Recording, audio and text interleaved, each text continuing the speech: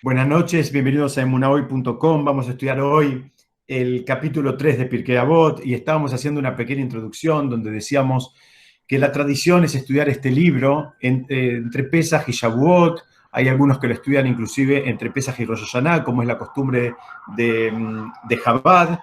Pero todos están de acuerdo, todas las corrientes, todas las costumbres están de acuerdo que es una época del año que se estudia este libro. La pregunta es ¿por qué? Entonces, tenemos que entender que este libro es un libro que habla básicamente del refinamiento de la persona.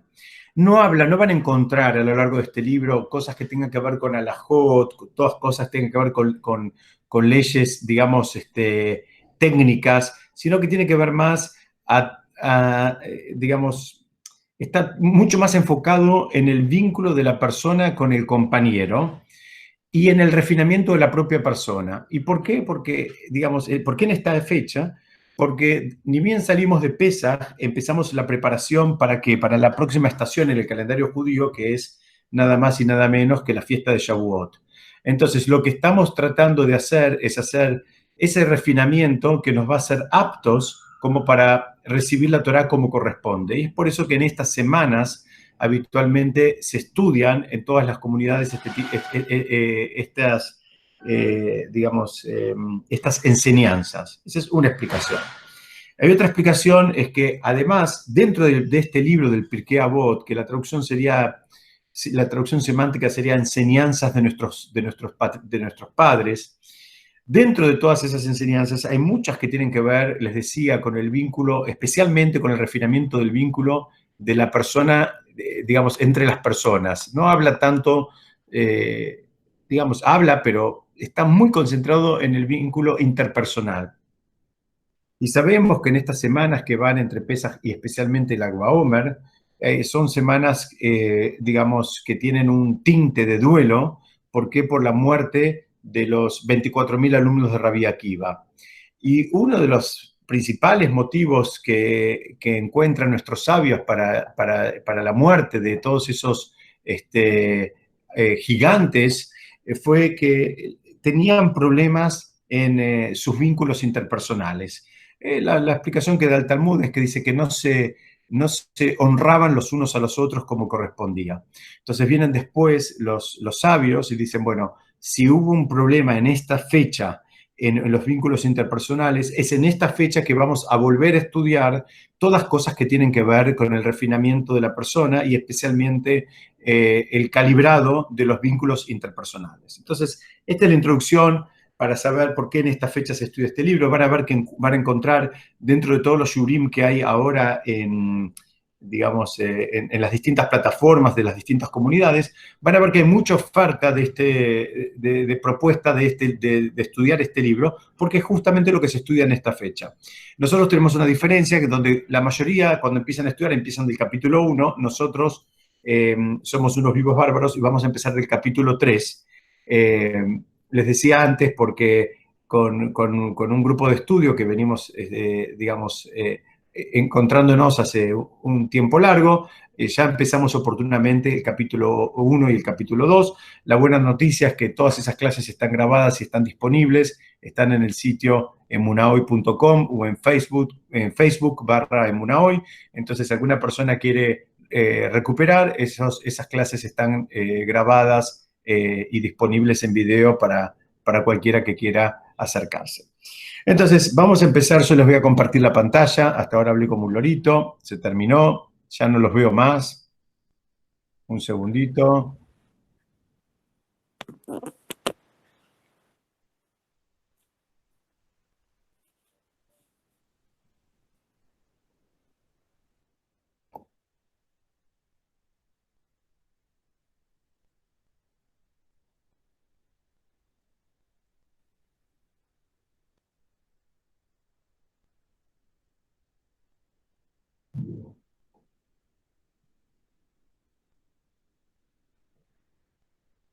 Un segundo, ya vamos a empezar. Ya estamos empezando un segundo que quiero cerrar otras cosas. Y vamos a empezar.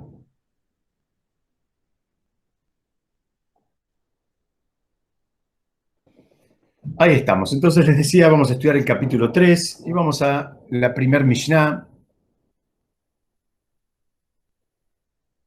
que dice así. Yo la voy a leer rápidamente en hebreo porque entra algo en la Neyamá cuando la decimos en hebreo y ahora no se asusten, la voy a compartir también en castellano. עקביה בן מהללל אומר, הסתכל בשלושה דברים, והיא אתה בא לידי עבירה. דעה מאין באת, ולאן אתה הולך, ולפנים מי אתה עתיד ליתן דין וחשבון.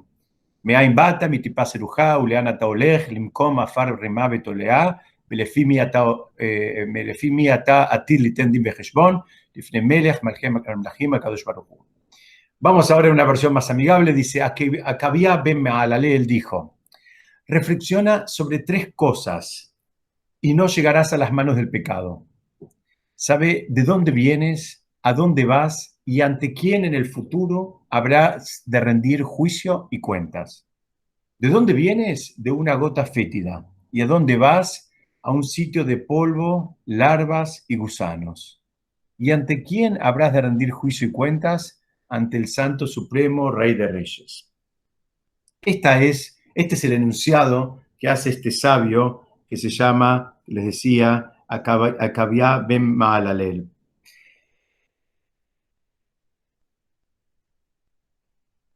Vamos a hacer una primera lectura juntas. Él dice que hay que reflexionar sobre 3 cosas y eso nos va a ayudar a no tropezar, a no caer en manos del pecado.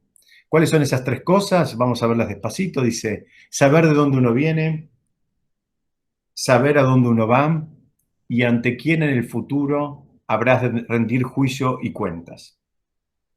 Él después contesta, ¿de dónde vienes? Tenés que saber que vienes de una gota fétida. ¿Y a dónde vas? A un sitio de polvo, larva y gusanos. Así cuando uno lo lee, parece un poco trágico, la verdad que no es, no es muy pum para arriba. Pero esto es lo que nos enseña él. Y finalmente dice, ¿ante quién habrás de rendir juicio y cuentas? Ante el Santo Supremo Rey de Reyes, el Santo bendito sea. Para explicar esto, nos vamos a apoyar en una Gemara que en realidad hace un juego de palabras.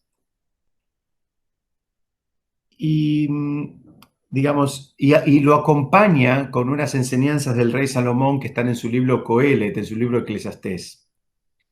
Lo que dice es así.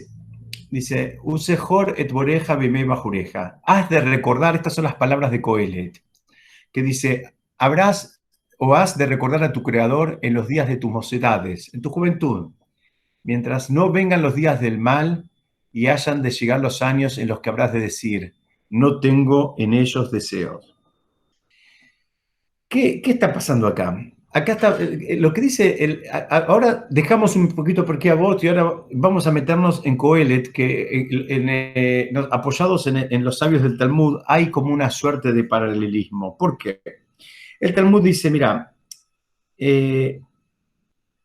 Sejoret Boreja, dice, recordá a tu creador. Dice, acá hay como un juego, hace un juego de palabras. La palabra creador, en hebreo se dice Boreja, pero también se puede, digamos, entender, se puede significar que quiere decir Beereja. Beereja quiere decir, alude a un manantial. Lo que está diciendo es que recuerdes de dónde vienes. Esto lo estamos viendo adentro de Coelet, analizado por el Talmud, en el Tratado Sotá.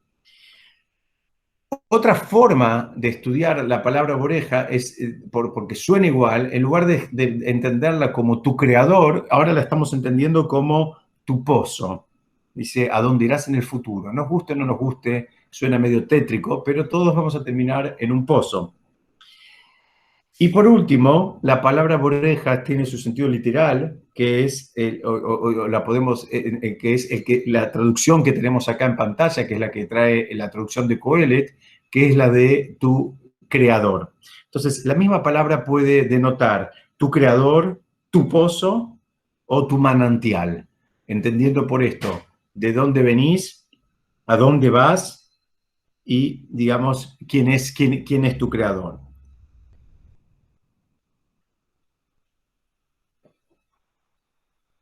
Lo que está diciendo el rey Salomón es que trates de hacer todo este trabajo cuando todavía sos joven, que no esperes hasta que ya no te... O sea, no es lo mismo una persona que logra dominar y controlar su deseo, cuando ese deseo está, digamos, en su plenitud, cuando él es joven, cuando una persona tiene 98 años y logra dominar su deseo. No es lo mismo. Sus tentaciones no son las mismas, sus ambiciones no son las mismas. Entonces, una persona que puede controlarse, que puede no marearse, que puede tener, digamos, su cabeza fría y decidir qué es lo que quiere hacer de su vida, en qué quiere invertir tiempo y dinero, a qué cosas le quiere dedicar esfuerzo y a qué no. Bueno, eso es lo que está invitando el rey Salomón. El rey Salomón te está diciendo, mira, hacelo cuando sos joven. Ese es el verdadero mérito. Baruch Hashem, si la persona lo hizo de grande, también tiene su mérito, pero no es lo mismo. La tentación no es la misma, la ambición no es la misma. Habitualmente, todas esas, digamos, cualidades, por llamarlo de una manera, van bajando su potencia a medida que la persona crece.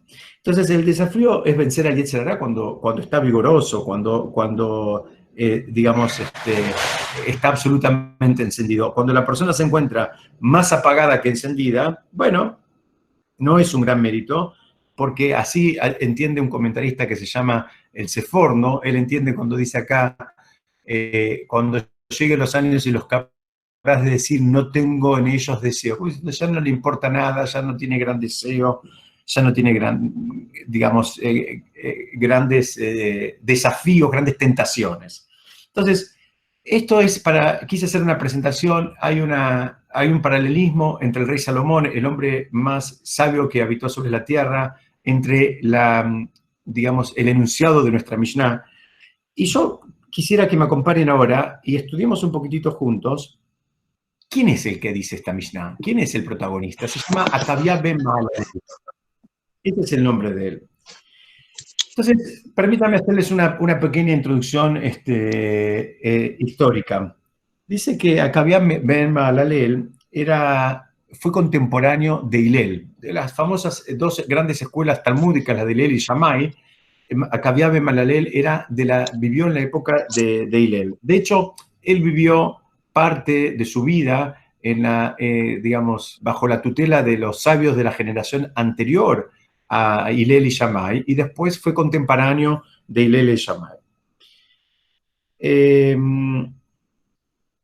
Hay, digamos, dos o tres referencias que son muy importantes. Hay una que dicen que la trae el Talmud mismo en el Tratado de Eduyot, que dice, perdón, el Tratado de Berajot, en la página 19, que dice que ustedes saben que la festividad de Pesaj, en el momento que se hacía el Corbán Pesaj, era un momento donde, digamos, gran parte del pueblo ingresaba en el Bet HaMikdash. Gran parte, digamos, como que se abrían los portones y la gente entraba en la explanada del Bet HaMikdash. Y, digamos, espacios donde habitualmente no iban las personas que no, digamos, solían oficiar, en ese momento, como había que hacer una ofrenda en el Bet HaMikdash, ahí sí ingresaban. Y ahí relata el Talmud que durante las ceremonias súper concurridas para, digamos, llevar las ofrendas de Pesaj en el Bet HaMikdash, dice que no había nadie que lo superara a Akavia ben Mahalalel en pureza, inteligencia y piedad. Eso es lo que atestigua el Talmud en relación a este gran sabio. Hay otra historia que también nos va a ayudar a tener un perfil un poquitito más, si se quiere, completo de la integridad de este hombre. Para entender eso, nos vamos a otro tratado del Talmud que se llama Eduyot, es un tratado muy cortito, donde ahí cuenta que había una discusión donde estaban los sabios de la época, por un lado, y Akavia ben Mahalalel por el otro. Y discutían en relación a 4 alajot, a 4 leyes. No me quiero concentrar en las leyes porque no es lo que queremos estudiar ahora, pero había una discusión. Él decía una cosa y todos los sabios de la generación decían otra. Entonces, en un momento, este era un hombre muy, muy grande. Acabamos de ver que el mismo Talmud, que habitualmente no hace esas cosas, dice que no había nadie que lo superara, digamos, como dije, en pureza, en inteligencia y en piedad, que es una mezcla lamentablemente difícil de encontrar.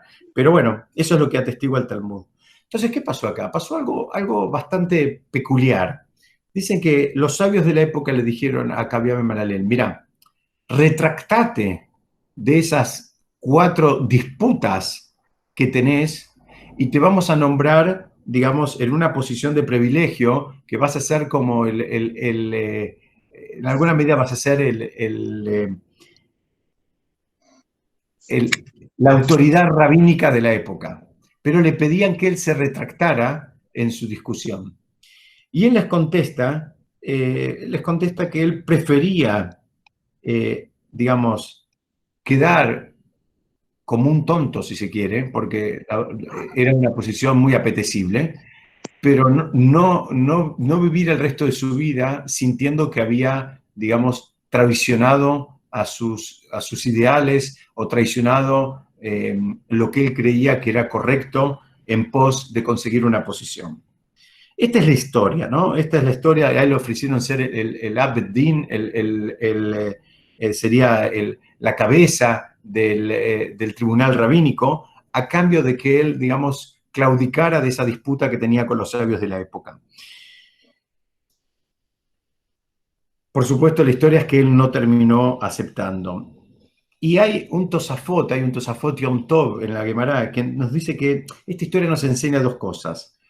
Una es la integridad intelectual, la honestidad intelectual, donde él dice, mira, no me sirve a mí retractarme solamente para obtener una posición de privilegio. No me sirve eso. Yo, digamos, si está bien, si lo entiendo así, si no lo entiendo así, no lo entiendo así, pero no lo negocio a esto. No es algo que está, digamos, disponible para la compra y la venta. Esa es una enseñanza, dice el Tosafot.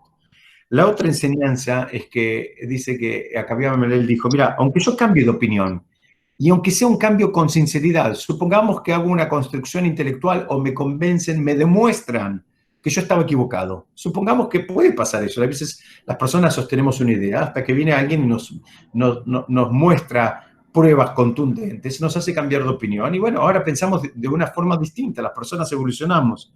Dice, mira, tampoco así va a servir, porque todas las personas van a pensar que solo lo hice para aprovechar esta oportunidad y aceptar y, digamos, y alcanzar una posición de privilegio, que es como ser el jefe de un tribunal rabínico. Entonces, esa es esa fue la actitud que tuvo este gigante, aún siendo, digamos, muy destacado en todo lo que ya mencionamos, y aún siendo uno de los mayores en edad, porque él, les dije al principio que él había vivido parte de su vida bajo la tutela de la generación anterior de sabios, él no aceptó. Hay distintas opiniones en la Gemara. Hay algunos dicen que tuvo como ustedes saben, hay una función que se llama, no una función, un castigo que se llama poner a una persona en jerem. Jerem es como una persona que está en algún punto excomulgada. Dicen que en algún momento a él le hicieron como una excomulgación, como que lo corrieron un poco. Hay quienes dicen que no, que fue algo muy leve, que con él nadie se metió. En fin. Hay un problema acá. El problema acá es, por un lado, este hombre era hiper íntegro, pero por otro lado hay un problema, hay una halajá que dice que hay que ir de acuerdo a la mayoría. Es decir, si la mayoría, y no estamos hablando de la mayoría de ignorantes, estamos hablando de una mayoría de sabios. Si la mayoría de sabios decía que tenía que ir, que las cosas iban por un carril, bueno, a veces la persona tiene que doblegar un poco llamémosle un poquitito orgullo o intelecto, y hay un punto que está bueno que haya, digamos, shalom, inclusive en las ideas y que no haya disputas. Yo voy a avanzar un poco en la vida de este hombre, de este gran sabio, y el Talmud relata algo sumamente interesante, que es cuando él estaba en su lecho de muerte. Él estaba por morir y viene el hijo y le pidió y le dijo, mira, papá, ¿qué hacemos? Entonces él simplemente lo que le dijo es, le pidió a su hijo que él, digamos, se retractara, que el hijo se retractara de las 4 disputas que había sostenido el padre en su vida. Entonces el hijo le preguntó, ¿y por qué no te retractaste vos? Tuviste infinidad de oportunidades. Entonces acá él explicó algo muy interesante. Él dice así, yo sostenía lo que sostenía porque yo lo recibí de mis maestros y así lo recibí yo. Yo lo recibí de mis maestros en plural y ellos, los que digamos discutían conmigo, también los recibieron de sus maestros y en plural. Entonces era una disputa, digamos, que tenía su santidad. Así lo recibí yo, así lo recibiste vos. Yo simplemente estoy repitiendo lo que recibí de mis maestros, que eran más grandes que yo en sabiduría, en edad, en conocimiento, en pureza, en todo. Y ustedes recibieron de otra persona, de otros maestros que también eran más grandes que ustedes. Entonces, digamos, hasta ahí cada uno hizo lo que correspondía. Ahora, el padre, acá Malalel, le dice a su hijo, vos te tenés que retractar porque vos recibiste solamente de mí. Si vos recibiste de uno y ellos recibieron de muchos, vos te tenés que retractar. Esa es la historia que trae la Gemara con Rabí Akavia ben Malalel en su lecho de muerte. Y tiene un bonus track, tiene un agregado, que es que el hijo, cuando se está por despedir, le dice al padre, papá, haceme un favor, intercedé con los sabios para que me consideren a mí como un par, para que me dejen estar cerca de ellos.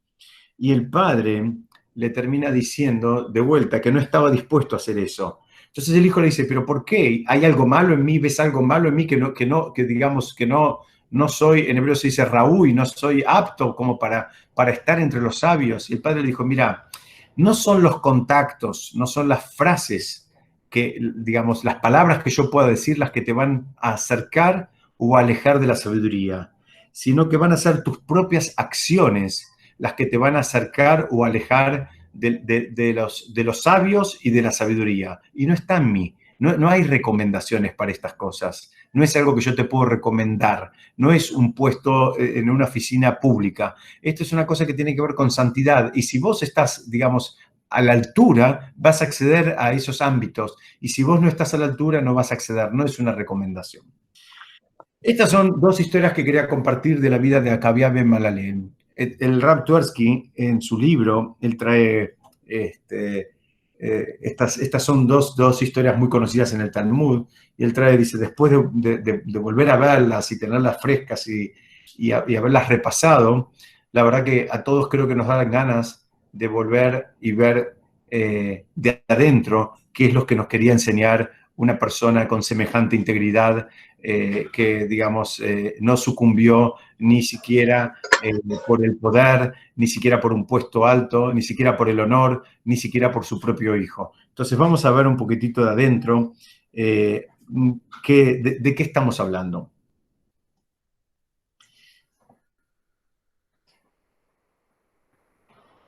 Para entender la disputa, yo quiero simplemente para que, digamos,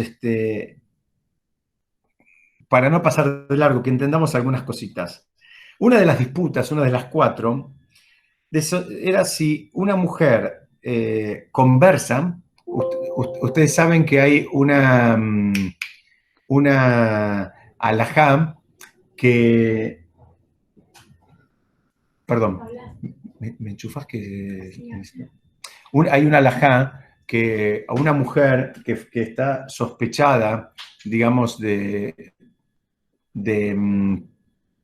haber cometido adulterio. Es una alhaja bastante compleja, ¿no? Porque ahí está, gracias. Es una alhaja compleja porque se tienen que haber dado determinadas condiciones. El marido le tiene que haber dicho, mira, no me gusta que estés, digamos,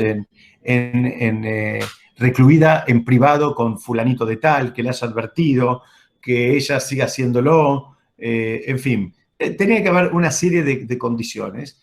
Y si a pesar de eso, supongamos que la mujer lo siguió haciendo, había un procedimiento que se llamaba el procedimiento de darle de las aguas amargas a la mujer esta sospechada. Y ese procedimiento, para explicarlo en 2 palabras, era un procedimiento que se hacía en el Bet Hamikdash, y que si la mujer era inocente, esa mujer de esas mismas aguas que tomaba, que el agua estaba mezclada con las cenizas de una ofrenda, que era la ofrenda de la vaca roja, Si la mujer les decía, era absolutamente inocente, la mujer quedaba embarazada, y si la mujer era culpable, bueno, ella fallecía y de acuerdo a su nivel de culpabilidad, hay casos que moría en el momento, hay casos que moría un poquitito más adelante, hay todo un tratado del Talmud que cuenta todos estos procedimientos en detalle. Entonces, quiero aclarar algo que el otro día surgió acá en una conversación en mi familia, que todo este procedimiento no funcionaba si el propio marido no era también una persona íntegra. Es decir, si el marido tenía sospechas de su mujer, digamos, pero él mismo era una persona promiscua, todo este esquema quedaba sin efecto y no funcionaba.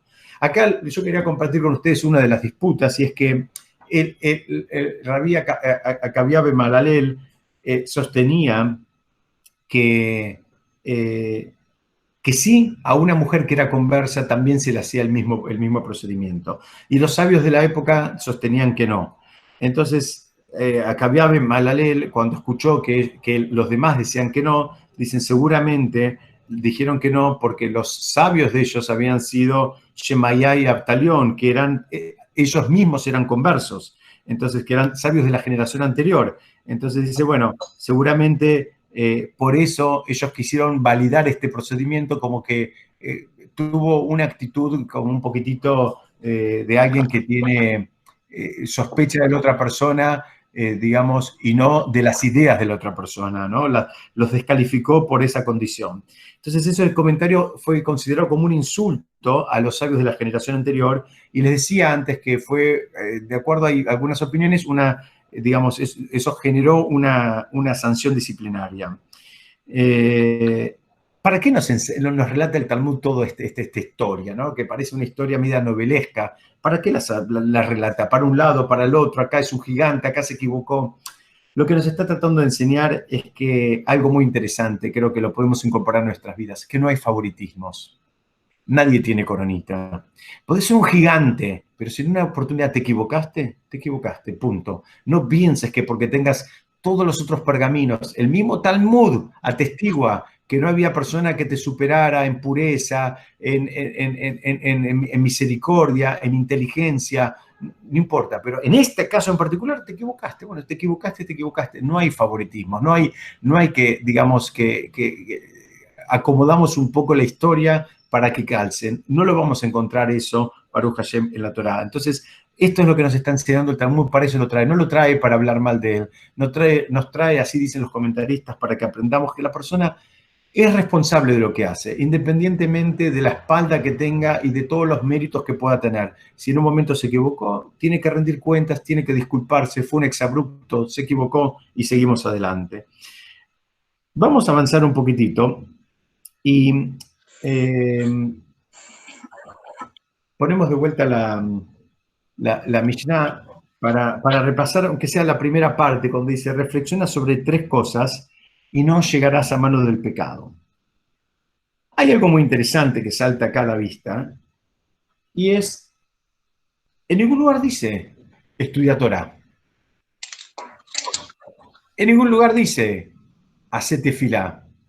No dice, ponete los tefilín o come kasher. Fíjense que no dice nada de todo esto. Entonces, a los sabios les molesta un poco ver qué pasó acá, que no, en todo su esquema, lo que viene este gigante nos quiere enseñar y nos dice, mira, estas son las 3 cosas en las cuales te tenés que apoyar, de estas cosas te tenés que agarrar, y no menciona otras. Entonces, les decía a muchos, no les suena bien, no se sienten bien con este planteo. Entonces, para entender esto, nos tenemos que ir a otra Gemara, en el Tratado Kiddushim, la página 30, que la podemos, digamos, si se quiere presentar o introducir con una frase popular. Una frase popular que dice, más vale prevenir que curar. ¿Por qué? ¿Qué dice el Tratado Kiddushim? El Tratado Kiddushim dice una famosa frase que dice, Barati y Echrara, Barati Torah Tablim. Dice, yo creé, ¿no? El Talmud está hablando, como se dice en hebreo, Kaviahol, como si fuera en boca de Hashem, que él dice, mira, yo creé el Yetzirará, no pienses que yo, digamos, no entiendo nada, no tengo nada que ver con el Yetzirará, El Yetzer Hará, estudiamos en otra oportunidad, es un malaj, es un ángel que tiene, digamos, la misión que tiene el ángel, ese, primero es distinta para cada persona, que nadie piense que el Yetzer Hará es uno solo. Cada uno tiene el Yetzer Hará de él. Hay alguna persona que le cuesta mucho comer kasher y a otra no le cuesta comer kasher, pero le cuesta mucho hacer tefilá o hacer tefilá con minyan, y al otro le cuesta mucho Shabbat, pero no le cuesta ni kasher ni hacer tefilá con minyan. Cada uno tiene su propio talón de Aquiles. ¿Y por qué? Porque el Yetzer Hará es individual, es un malaj, que la función del malaj es nada más y nada menos que evitar que la persona se termine digamos, de convertir en la persona que él se tiene que convertir. De vuelta, la función del Yetzer Hará es evitar que la persona logre alcanzar los logros espirituales que él vino a este mundo a lograr. Esa es la función de ese malaj, es ponerle, digamos, es la marcación hombre a hombre para que la persona no pueda fluir, para que la persona no pueda hacer lo que tiene que hacer. Entonces vamos a encontrar que la persona da un paso y el Yetzer Hará se mete y lo trata de enfriar, lo trata de distraer, lo trata digamos, de desalentar. Ese es el trabajo y lo van a encontrar. Una persona puede tomar una decisión hoy y va a decir, bueno, a partir de mañana prende las velas de Shabbat. Y mañana van a ver cuando se va acercando la hora, va a decir, bueno, al fin y al cabo, ¿qué cambia si prendés las velas o no las prendés? Y si vos las prendés, pero hay otros que no las prenden. O ¿para qué vas a prender las velas si hay un montón de otras mitzvot que no haces? En fin, ese es el trabajo del Yetzer Hará. Y el Yetzer Hará trabaja más cuanto más valiosa es la mitzvah, cuanto más potencial de crecimiento hay en la tarea que la persona está tratando de encarar. Entonces, hasta ahí entendimos. Es, lo que está diciendo Hashem es, mira, yo creé el instinto del mal, yo lo creé este malaj, pero quédate tranquilo. Yo también creé a la Torá como un remedio. Es decir, la Torá es el antídoto. Esa sería la traducción que más me gusta. Pero entonces, ¿cómo funciona? Porque dice, es el remedio, perdón, la traducción es el remedio, no el antídoto, es el remedio. ¿Por qué? Porque el remedio se toma una vez que la enfermedad ya está presente. Entonces, la Torá vendría a funcionar una vez que ya se desató el problema. Y acá Akavia Bemalalel nos está enseñando actitudes, costumbres, o digamos, si se quiere, hábitos que tenemos que incorporar a nuestra vida para actuar antes de que se desate el problema. Por eso no menciona el estudio de la Torá. Por supuesto que estudiar Torá es algo muy importante y nadie, y menos ningún sabio de ese calibre se le va a escapar mencionarlo. Lo que acá está diciendo es, estamos trabajando en prevención. Entonces en la Torá, digamos, también debería ayudarnos a prevenir. Pero, digamos, apoyándose en ese tratado del Talmud, los sabios dicen, no, mira, tenemos que trabajar inclusive antes de que venga el problema, y antes de que venga el problema hay un refinamiento de la persona. Si viene acompañado con Torah, mejor, pero si no hay Torah, también va a funcionar esto. Entonces, insisto, acá nos estamos ocupando en lo que serían las tareas de prevención. Vamos a ver qué dice acá. Dice, y no caerás en las manos del pecado. ¿Por qué no dice no caerás en el pecado directamente? ¿Por qué dice no caerás en las manos del pecado? Claro, si no caes en el pecado se terminó. Sí, son las manos, son la cabeza, el cuerpo, los pies, ¿qué me cambia? Acá lo que denota es que cuando una persona cae en las manos del pecado, la expresión que usaron los sabios es que cuando alguien está en las manos de otro, es que ya perdió el control. Ya el control no está en él, el control está afuera, no lo tiene él. Está en las manos del pecado. El pecado hace lo que quiere con cada uno de nosotros. El Talmud en el Tratado de Yomá, en la página 86, dice, cuidado, dice, hay algo que también funciona. Y escúchenme porque cuando lo escuchen van a ver que creo que todos vamos a estar de acuerdo en que es algo que nos pasa a todos. Dice, ¿qué es lo que pasa acá? Dice, cuando una persona empieza a repetir una transgresión, cualquiera esta sea, y no piense en transgresiones capitales, no piense en cosas grandes, pero algo que la persona no lo está haciendo, digamos, del todo bien, o no lo está haciendo bien, ni siquiera del todo, no lo está haciendo bien, o lo está haciendo mal, vamos a decirlo, lo está haciendo mal. Cuando la persona lo empieza a repetir, llega un momento en que para él le parece lo más normal y le parece ya, se le hizo como algo permitido. Mira, yo lo hago así, está bien, pero está mal hecho. Pero como ya lo hice tantas veces, y más si así lo hicieran sus antepasados, sus padres, sus abuelos, sus bisabuelos, ahora va a pensar que porque eso tiene, digamos, unos antecedentes históricos, eso ahora está bien y está bien hecho. Cuando en realidad, si está bien ahora y hace 200 años y dentro de 500 años, y si está mal ahora y estuvo mal antes. Y si hay algo que venimos haciendo mal porque así lo recibimos, porque así lo aprendimos o así nos pareció que estaba bien, y ahora nos enteramos que está mal, tenemos que cambiarlo. No hay excusa de que porque así se hacía antes, ahora lo voy a seguir haciendo por más que era algo que estaba mal hecho. Entonces lo que está diciendo acá es que cuidado, dice, cuando empezás a quedar en manos del pecado, es un círculo vicioso en su máxima expresión, del cual te va a costar mucho salir. Por eso te dice, ahora estás en las manos, porque ahora ya te parece que esta es nuestra costumbre, nosotros siempre lo hicimos así, nosotros a esto no le hicimos de importancia, eso es para los rabinos, eso es para los hijos de los rabinos, lo otro es para la esposa de los rabinos. Empezamos a arrancar hojas del Shulchan Aruch y decimos, esta no va más, esta. Entonces ya cambiamos todo. Esa es una primera explicación que tenemos que entender de cómo funciona esto y por qué habla de las manos del pecado. ¿Por qué? Porque ya, digamos, el decididor está mucho más afuera de lo que se imaginan. Ya el decididor está, ya no está dentro nuestro, lo perdimos. Va a haber que hacer un trabajo muy grande de motivación, de conocimiento, de estudio, de refinamiento para poder volver a tomar el control, porque la tentación va a ser muy grande.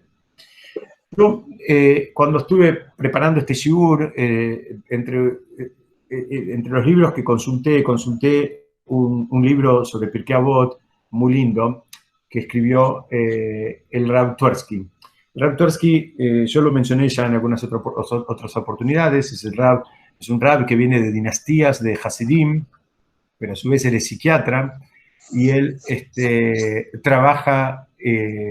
trabajó mucho tiempo y sigue trabajando también con adicciones.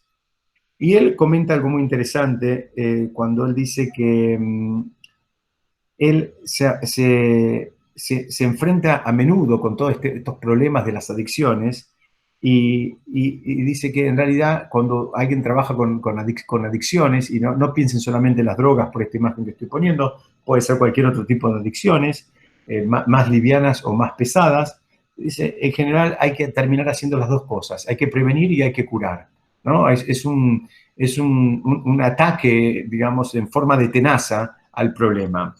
Y él dice que si uno falla en prevenir una adicción, cae en las manos de una adicción y pierde el control. Una persona cuando entró en lo aleno que nunca sepamos y nunca veamos, pero cuando una persona entró en el sistema de una adicción, e insisto, cualquiera sea, puede ser una adicción a las drogas, puede ser una adicción al tabaco, puede ser una adicción al trabajo, puede ser una adicción a la comida, no importa, cualquiera de estas adicciones, digamos, el patrón es el mismo. Una vez que la persona cayó en una adicción, ya no está en control, ya no es que él hace lo que quiere, ni lo que le parece, ni lo que le resulta, digamos, congruente intelectualmente. Entonces, él dice que, y yo los invito, yo no soy especialista en adicciones, yo estoy compartiendo con ustedes cosas que están en el libro de él, que simplemente él entiende que hay un paralelismo muy grande entre el trabajo que hay que hacer con los adictos, o mejor dicho, para evitar que las personas caigan en la adicción, entonces el trabajo de prevención, y es el mismo trabajo que en alguna manera nos propone el Pirkei Avot, que la persona tiene que hacer para evitar caer en las manos del pecado, es decir, para evitar caer en la transgresión. Vamos a ver un poquitito de qué se trata. Este eslogan que está acá es un eslogan que estuvo muy de moda hace unos años en Estados Unidos y hubieron infinidad de afiches similares con otro tipo de diseño, más duros, más blandos, donde en inglés lo que está diciendo es simplemente decirle que no a las drogas. Y el Rab cuenta que en un momento unos investigadores consultaron, en la época que estaba la campaña, digamos, se estaba corriendo la campaña a lo largo y a lo ancho de Estados Unidos, les preguntaron a adictos mismos qué opinaban de esta campaña, de esta frase. La frase era, después el tema del diseño cambiaba, pero la frase era siempre la misma. Just say no to drugs. Dice, simplemente decirle no a las drogas. Y dice que los jóvenes adictos miraban a los encuestadores y les contestaban, ¿por qué le debería decir que no? Esa era la respuesta. ¿Por qué le tengo que decir que no? Vos me estás diciendo que le diga no a las drogas. Y yo te pregunto, ¿por qué? ¿Por qué le tengo que decir que no? Y la otra pregunta o la otra respuesta que le daban, casualmente era una pregunta, le decían, ¿y qué otra cosa hay por ahí? Entonces, la reacción de los propios adictos era, ¿por qué le tengo que decir que no a las drogas? Y por el otro lado les decían, ¿qué otra cosa hay por ahí para que me puedas ofrecer? Entonces, el Raptorsky dice, mira, acá había aparentemente el problema era la falta de conciencia de que hay algo más, de que hay algo más y hay algo valioso, hay algo importante, hay algo elevado. Y mientras no haya esa sensación de que hay algo más, no hay motivación para salirse de las drogas. Dice, eso era lo que respondían los adictos. Toda la encuesta la podían resumir en ese tipo en esas dos respuestas tipificadas. ¿Qué más hay? No hay nada más, no hay nada más valioso. Entonces déjame acá tranquilo.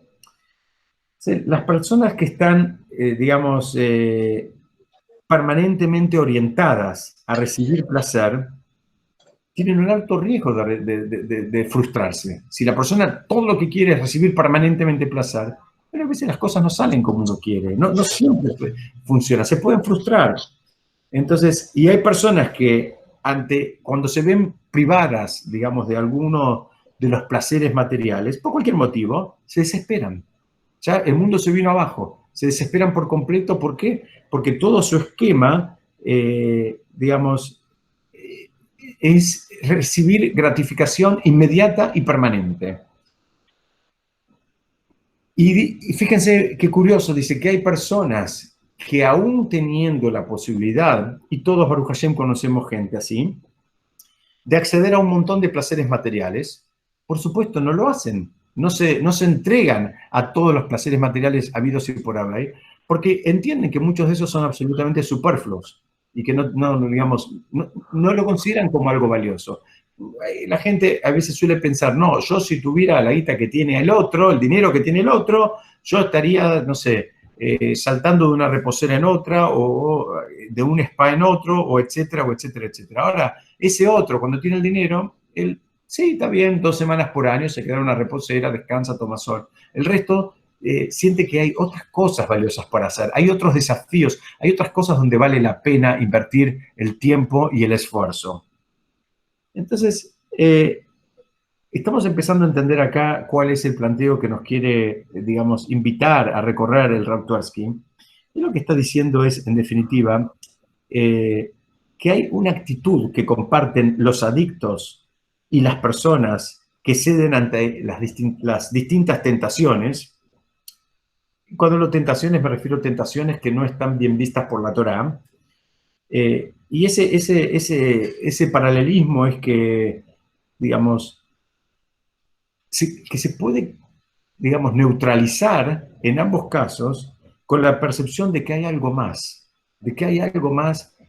les decía, más y que es elevado y que es profundo y que los sabios, en este caso de la Torá, no son tontos, ni fueron tontos nunca, ni perdían el tiempo, no tenían ni la uña del dedo chiquito, digamos, de tontos. Eran, cuando nosotros vamos, ya fueron y volvieron a ir 5 veces, sin escalas directamente.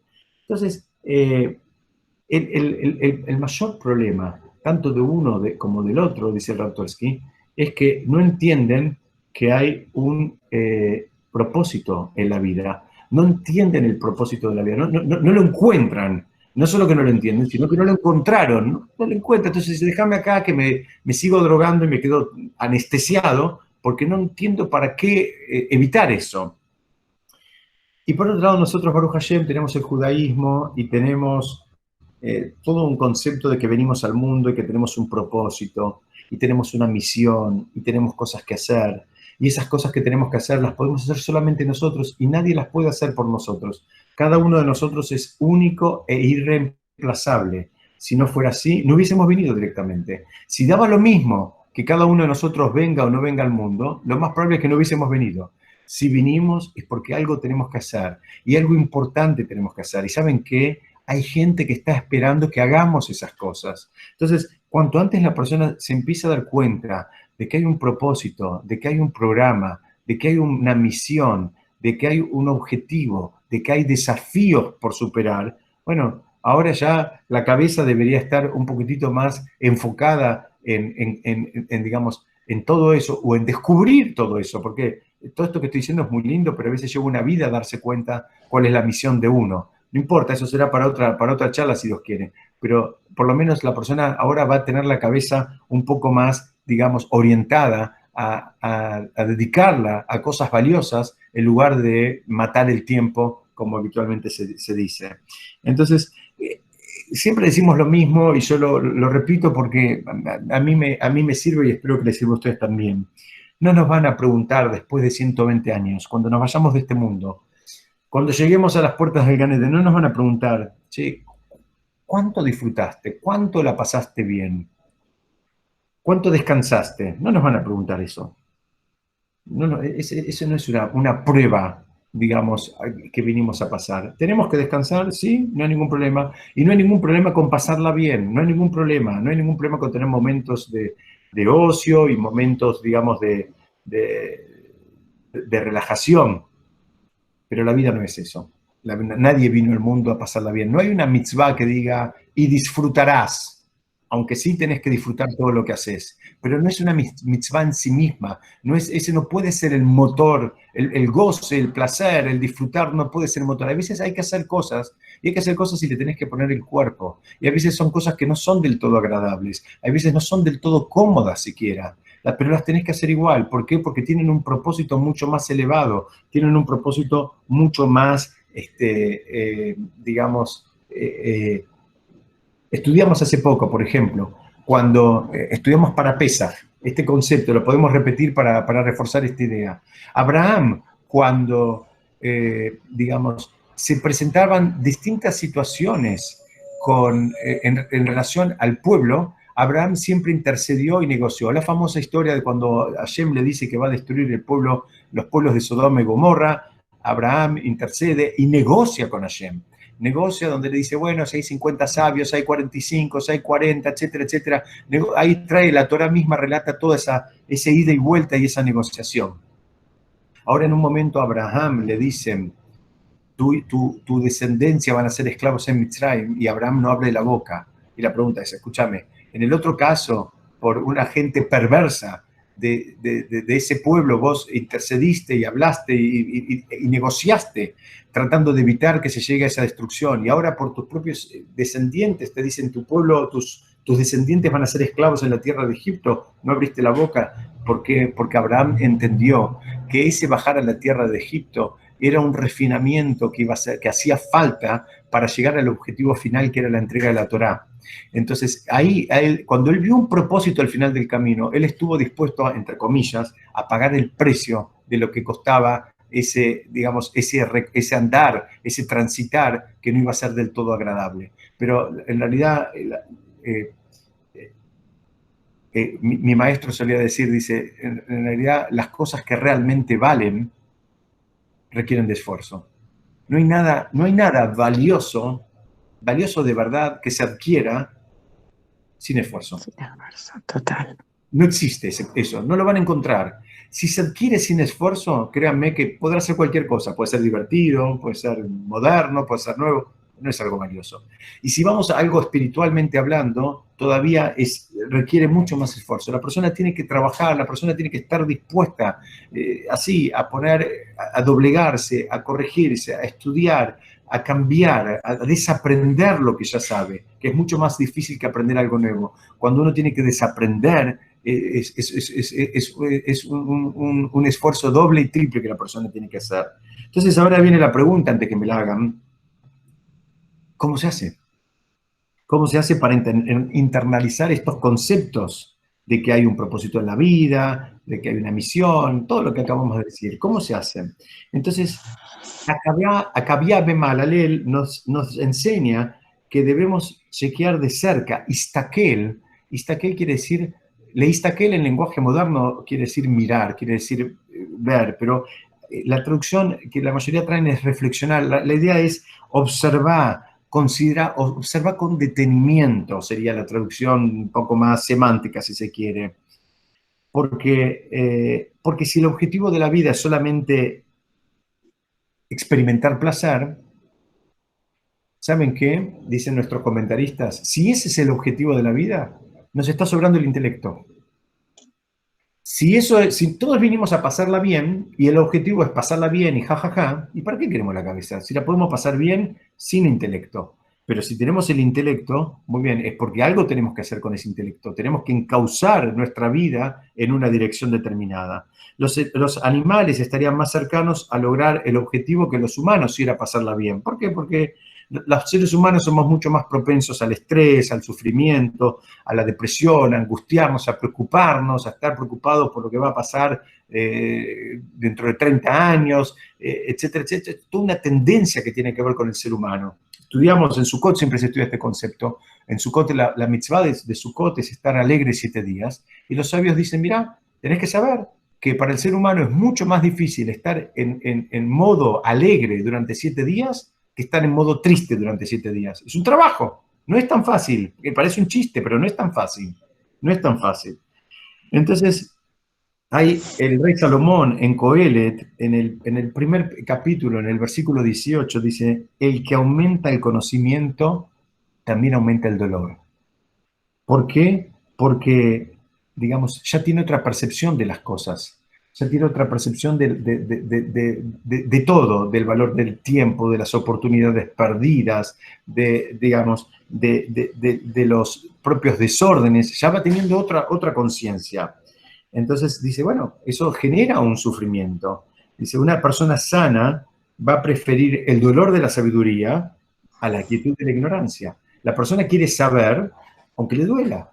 Si una persona está sana emocionalmente, no va a decir, mira, mejor no me digas y me quedo ignorante. En general, esa es una actitud que nunca tengamos, pero no es una actitud, digamos, del todo sana. Quiero compartir con ustedes una historia que está en la propia biografía de David Ben Gurión. Ustedes saben que cuando se declaró la independencia, hubieron una serie, digamos, de bailes públicos en las calles, así, digamos, que organizados de manera espontánea por la declaración de la independencia.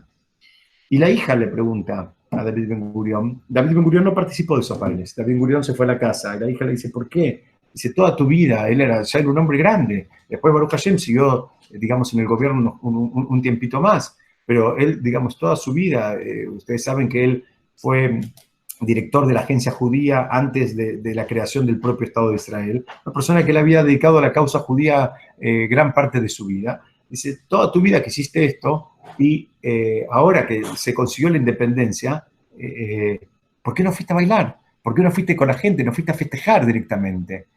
Y él les contesta a la hija una frase durísima, dicen, ellos bailan porque no saben lo que yo sé. Si ellos supieran lo que yo sé, no estarían bailando ahora. ¿Por qué? Porque él sabía que lo iban a atacar al otro día. Él sabía por todos los informes, digamos, habidos y por haber, de miembros propios y ajenos, que venía un ataque de varios países en conjunto. Entonces, el nivel de percepción de la realidad hace que no actuemos igual y a veces genera un sufrimiento, genera un dolor. No es lo mismo el que sabe que el que no sabe. Y acá viene el contrapunto que sigue en la Mishnah, permítanme avanzar un poquitito, donde dice, ¿y ante quién habrás de rendir juicio y cuentas? Y los comentaristas dicen, mira, aparentemente acá hay un orden que está invertido. Generalmente se hace primero cuentas, ¿no? Se evalúa y después se termina dictaminando un juicio. ¿Por qué dice juicio y cuentas? En hebreo se dice din beheshbon. El heshbon, aún en el lenguaje moderno, quiere decir una cuenta.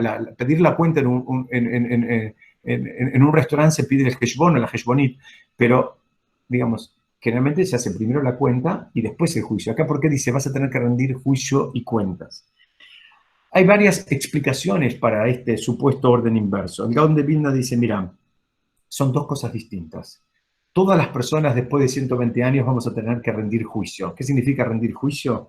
Vamos a tener que, digamos, explicar o rendir juicio literalmente por las transgresiones que hicimos.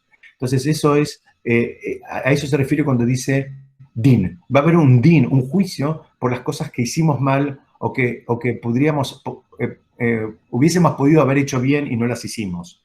Ese es el din.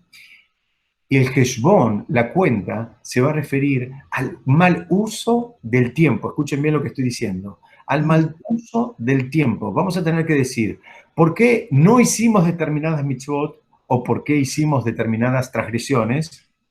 Y también vamos a tener que explicar el mal uso de ese tiempo. El tiempo que teníamos disponible, el valor más valioso, en lugar de usarlo para algo elevado, para algo que pueda ayudar a otros, para algo que pueda motivar a otros, para algo que nos ayude a nosotros a crecer, lo terminamos usando en algo superfluo y digamos, hasta a veces destructivo. Dice, bueno, acá está hablando de dos lenguajes, porque la persona va a tener que rendir cuentas de las dos cosas. Por un lado están las mitzvot,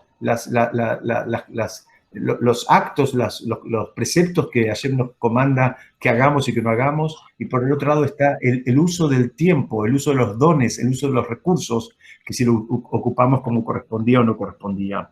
Y en otro libro que se llama Ismach Moshe, encontré algo muy lindo que dice, posiblemente vamos a poder ensayar una defensa porque no hicimos determinadas mitzvot o porque hicimos determinadas transgresiones. Vamos a poder encontrar alguna justificación porque era débil acá, me costaba allá, no entendía, no sabía, no tenía las amistades, no tenía la esposa, no tenía el marido, no tenía la comunidad, no tenía el rabino, no tenía los morim. Algo vamos a encontrar para ensayar una respuesta. Dice, para el mal uso del tiempo nos vamos a quedar casi todos con la boca cerrada, porque eso es mucho más difícil de defender.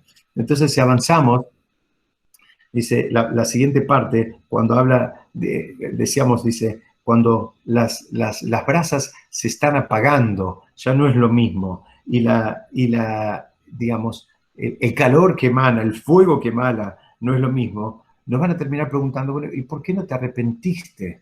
Esta es la pregunta que nos van a hacer, es ¿por qué no hiciste teshuvá por lo menos? Por lo menos sentite mal por lo que no hiciste en su momento o por lo que hiciste mal en su momento, que algo adentro tiene que dispararse, algo adentro no podés sentirte igual que antes, no podés escuchar, digamos, ahora sabiendo y que no te afecte. Algo tiene que pasar adentro. Entonces dice, la falta de arrepentimiento representa las cuentas. Dice que es aún más, la transgresión, dicen esa, es más difícil de pasar que el juicio mismo. O sea, tenemos otra explicación de por qué dice Din Beheshbon, por qué dice juicio y dice cuentas. Dice, porque hay dos cosas. Hay un juicio por lo que hiciste mal y hay unas cuentas por lo que no te arrepentiste, por lo que no te importó.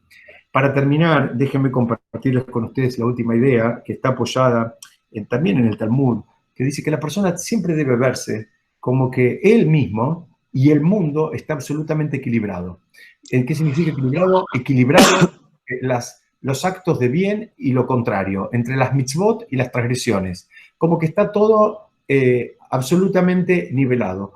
Y la persona tiene que sentir que una mitzvah más que haga, un acto de bien más que haga, no solo va a inclinar su propia balanza, sino que va a inclinar la balanza de todo el mundo. Esa es la actitud, dicen nuestros sabios, y el Rambam habla mucho de esto, que la persona tiene que digamos, ponerse frente a sí cuando tiene, digamos, un desafío de una mitzvah que le está costando, que no tiene ganas, que no tiene motivación, que tiene fiaca, pensar que él está 50-50 y que esta mitzvah que ahora le está costando es la que va a terminar inclinando la balanza y que no va a inclinar solamente su propia balanza, que cuando está inclinando su balanza está inclinando la balanza del mundo entero. Entonces, de acuerdo a esta interpretación, el juicio se refiere a la propia acción y las cuentas se refiere al impacto que tuvo su propia acción en el resto del mundo. Sabemos el concepto de Kol Israel Arevim Selazé, es un concepto que dice que todo Israel somos responsables los unos por los otros. Entonces, acá estamos viendo, fíjate que lo que vos hiciste o dejaste de hacer no solo te impactó a vos, sino que nos involucra a todos y nos impactó a todos. Para terminar, una imagen, quiero que me acompañen. Esta imagen que la podemos ver en general en los dibujitos animados, en las caricaturas. donde hay una persona que está proyectando una sombra que es muy distinta a lo que es él en realidad. Según el Baal Shem Tov, dice, tenemos que saber que de la misma forma que una sombra actúa en relación a una persona, dice, de la misma forma, nosotros vamos a ser juzgados de acuerdo a cómo nosotros juzgamos a las demás personas. Entonces, ¿qué significa acá? Din Beheshbon. Porque primero viene un juicio antes del veredicto. Hay un juicio, pero después van a evaluar cómo la persona juzgaba a los demás. Y en función de eso va a recibir el Heshbon. El concepto de Din Beheshbon, de juicio y cuentas, también está hablando de dos etapas. Está hablando de una etapa donde la persona es juzgada, y por el otro lado van a ver, bueno, pero él cómo actuaba. Si él tenía un compañero que había hecho una transgresión, él, digamos,